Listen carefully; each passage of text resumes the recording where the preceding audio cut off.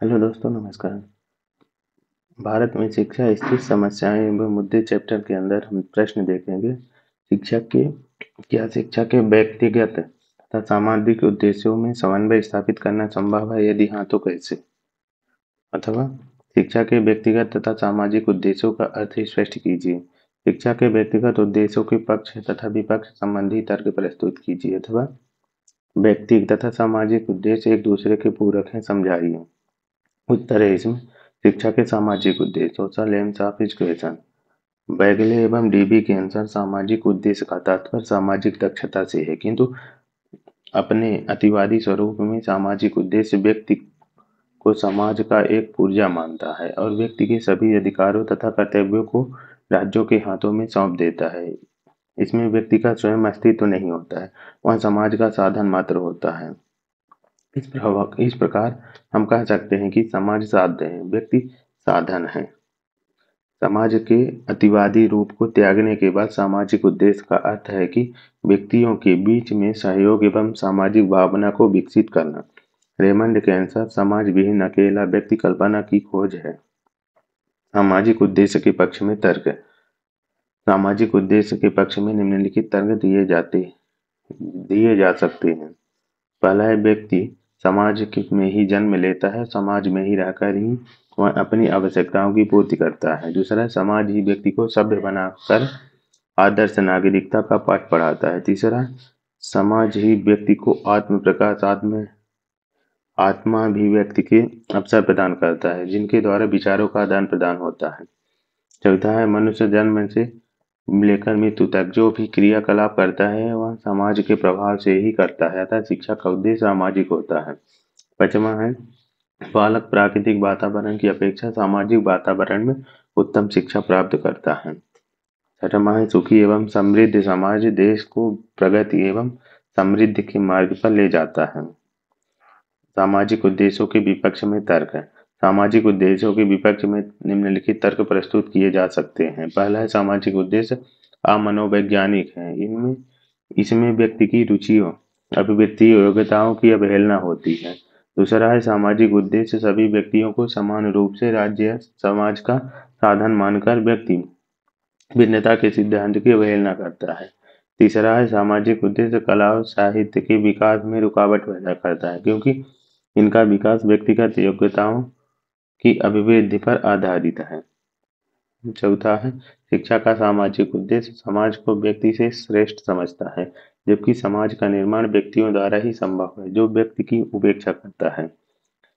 इसमें व्यक्ति को पांचवा है, इसमें व्यक्ति को एक साधन के रूप में जाना जाता है जिससे उसकी गरिमा का अपमान होता है, व्यक्तिगत स्वतंत्रता का दमन होता है। छठवां, सामाजिक उद्देश्य व्यक्ति में संकुचित राष्ट्रीयता का विकास करता है एवं संकुचित दृष्टिकोण वाले व्यक्तियों का निर्माण करता है। शिक्षा का व्यक्तिक उद्देश्य।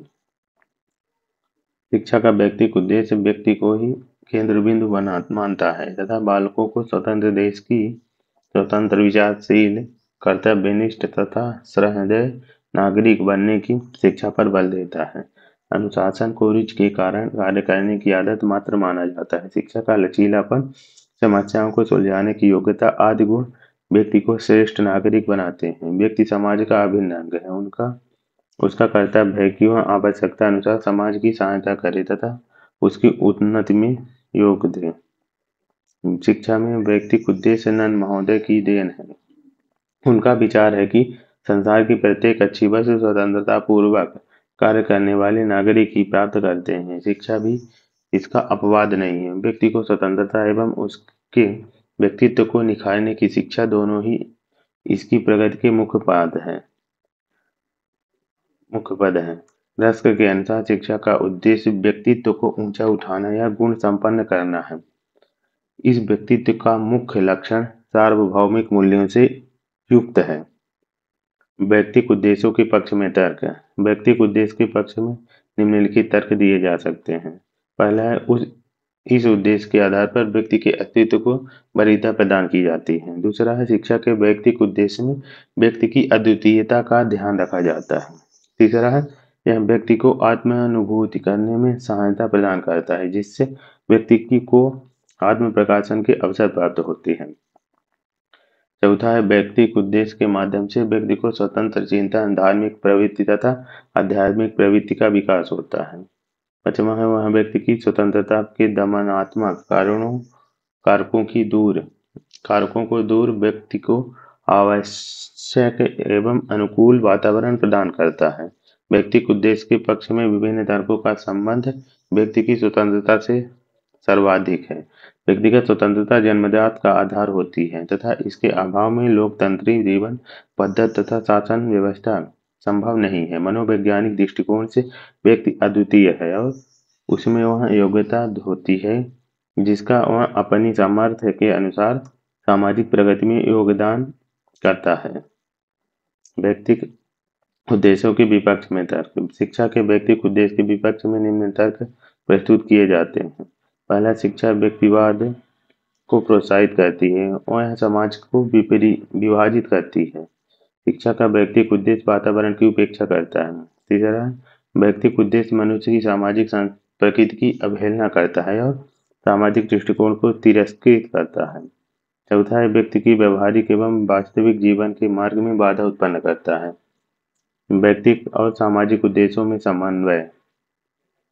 शिक्षा के व्यक्तिक और सामाजिक उद्देश्यों के संबंध में बड़ा विवाद है। शिक्षा शास्त्री और राजनीतिज्ञ इस संबंध में एक मत नहीं है। कुछ का विचार है शिक्षा का प्रथम अधिकार व्यक्ति का है, अतः शिक्षा को व्यक्ति की आवश्यकताएं पूरी करनी चाहिए। इसके विपरीत दूसरे संप्रदाय का कहना है कि समाज व्यक्ति से श्रेष्ठ है, इसलिए शिक्षा को व्यक्ति की ओर ध्यान देने से पूर्व समाज की ओर ध्यान देना चाहिए। आधुनिक विचारधारा व्यक्ति और समाज दोनों को समान महत्व प्रदान करती है। व्यक्ति समाज व्यक्ति का निर्माण करता है। एक की प्रगति के लिए दूसरे की प्रगति आवश्यक है। इस दृष्टिकोण से देखने पर शिक्षा के व्यक्तिक और सामाजिक उद्देश्यों में कोई विरोध नहीं रह जाता है। रस्क ने लिखा है, आत्म विकास केवल समाज सेवा द्वारा ही प्राप्त किया जा सकता है और वास्तविक महत्व का सामाजिक आदर्श केवल उन स्वतंत्र व्यक्तियों द्वारा ही स्थापित किया जा सकता है। उन्होंने महत्वपूर्ण व्यक्तिकता का विकास किया है। उपयुक्त कथन के आधार पर हम कह सकते हैं कि शिक्षा के व्यक्तिक और सामाजिक उद्देश्यों में कोई विरोध नहीं है। व्यक्ति और समाज दोनों का शिक्षा पर समान अधिकार है, अतः दोनों उद्देश्यों में समन्वय आवश्यक है। केवल ऐसा करने पर ही वे आदर्श दशाएं उत्पन्न होंगी जो व्यक्ति और समाज दोनों की प्रगति के लिए उपयुक्त होंगी।